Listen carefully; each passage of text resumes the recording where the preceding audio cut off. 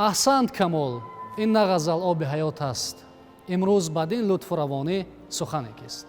واقعا سخن کمال خوجندی سخن بلند است، موزون است، دلچسب است و کمال خوجندی توانسته است که اندیشه های ناب خود را، فکر بکر خود را در قالب نظم با پردازهای زیبا جا دهد.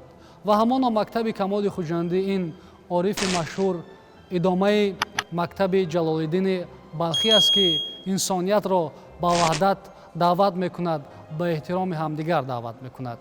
خیلی با مورد است که از این شاعر شیرین سخن در این قسمت برنامه چند مصرع ناب و زیبا بشنویم و برنامه را ادامه دهیم.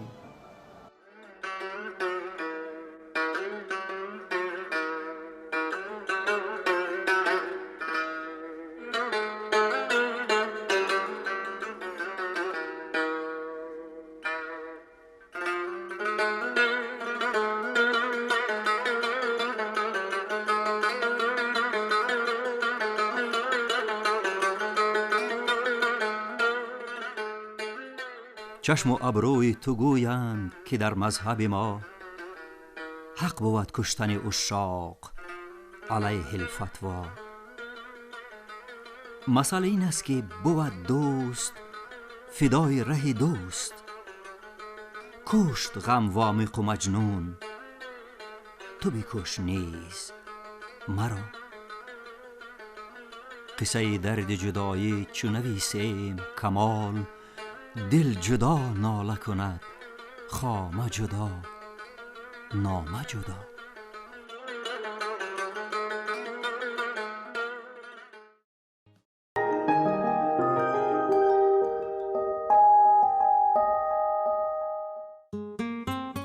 زبان تاجیکی تاریخ کهن دارد و این تاریخ ریشه از قعر عصرها گرفته است. این زبان در درازای تاریخ با پس سر نمودن شیب و فرازهای زیاد سوفته شده صیقل یافته است.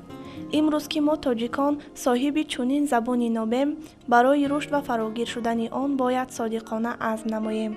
فاند لغوی این زبان از کلمه های زیبایی که اندیشه و احساسات گوینده را فهما و خیلی زیبا بیان می دارد بای و غنی است.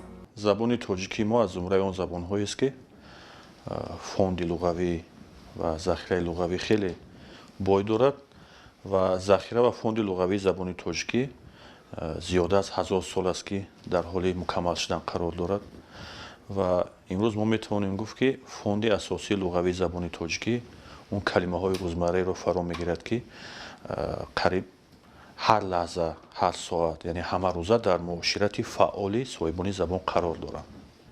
اگر مثلا با ترکیب لغوی، یعنی با ذخیره لغوی زبان تاجیکی کلمه های غیر فعال یا این کلمه های متروک، کلمه هایی که مثلا در یک دوره معینی تاریخی محدود شدند و امروز قابل استفاده نیستند داخل شود، با فاند اساسی لغوی زبان تاجیکی عنصرهای لغوی داخل میشن که همه روزه در معاشرت فعالی صاحبان زبان قرار دارند و امروز ما با باوری کامل میتوانیم گفت که فاند اساسی لغوی زبان تاجیکی با فراگیری انا اون کلمه های روزمره که در معاشرت همه روزه ما استفاده میشوند با پرگی امروز طلبات زبانی صاحب زبانان رو برآورده میسازد و حساب آماری دقیقی که امروز مثلا با فاند اساسی لغوی زبان تاجیکی چقدر کلمه ها وارد میشوند امروز در دست ما نیست، ولی من با باوری گفته میتوانم که فاند اساسی لغوی زبان تاجیکی امروز هزارها کلمه ها رو در بر میگیرند که امروز آنها در معاشرت فعال قرار دارند برای افاده مفهوم اشیاءهای مشخص، حادثه و واقعه هایی که یعنی برای افاده اندیشه بیان مطلب صاحبان زبان ضرورند محض توسط همین کلمه ها کاربری می شوند. زبان دولتی گرانبهاترین سرمایه هر دولت و ملت است، زیرا محض توسط همین زبان هر ملت می تواند که فرهنگ و تمدن خود را به عالمیان معرفی سازد. پس حفظ و گرامی داشتی آن وظیفه جانی ما زبانداران است. طبق کنستیتوسیای جمهوری تاجیکستان پرچم رمز دولتداری به حساب می رود. با مقصد ارزگذاری به این رمز دولتی، به این مقدسات ملی و گذشته پر افتخار نیاگان سال 2011 در پایتخت وطنمان шаҳри Душанбе парчами давлатӣ дар пояи баландиаш 165 метр қомат афрохт. ҳамоно вазъи ҳуқуқии парчам, тартиби омодасозӣ, андоза ва истифодаи расмии онро Қонуни Ҷумҳурии Тоҷикистон дар бораи рамзҳои давлатии Ҷумҳурии Тоҷикистон муқаррар кардааст. Миллати сарбаланду соҳибтамаддуни тоҷик аз парафшонии парчами миллии худ ва ҷилои рангҳои он ҳамеша ифтихор дорад. шоир низ хеле зебо фармудааст ки парчами коваёни мо парчами ҷисму ҷони мо.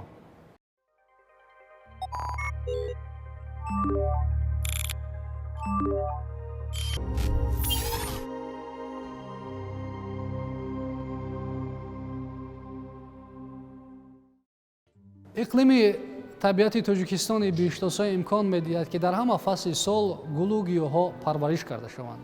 сарфи назар аз он ки фасли сармои зимистон дар пеш аст ва ҳаво сард аст, метавон гулу гиёҳҳои зиёди шукуфтаву рустаро дар шаҳри дилораямон Душанбе вохӯрд ки айёми фасли зебои баҳоронро ба хотир меорад. ва ин ҳама аз заҳматҳои шабонарӯзии роҳбарияти мақомоти иҷроияи ҳокимияти давлатии шаҳри Душанбе ҷиҳати боз ҳам зебову шукуфона будани пойтахти Тоҷикистон шаҳри Душанбе дарак медиҳад. тамошои чунин табиати дилорову нақшин албатта касро ба ваҷд меорад, илҳоми касро меорад ва хастагиро рафт месозад. агар чунин аст, пас аз бахши гулпарварӣ дар таҳияи ҳамкорамон Бунафша Юсуфӣ ки дар он вобаста ба тарзи дурусти парвариши гулҳо маълумот дода мешавад, моро бахши табиати зинда ба идомаи барнома мепайвандад ки дар он як гӯшаи воқеан зебову дилорои Тоҷикистони биштосо намоиш дода мешавад. тамошо мекунем ин бахшро ва рӯҳу илҳоми болида мегирем ва хастагии худро рафт месозем.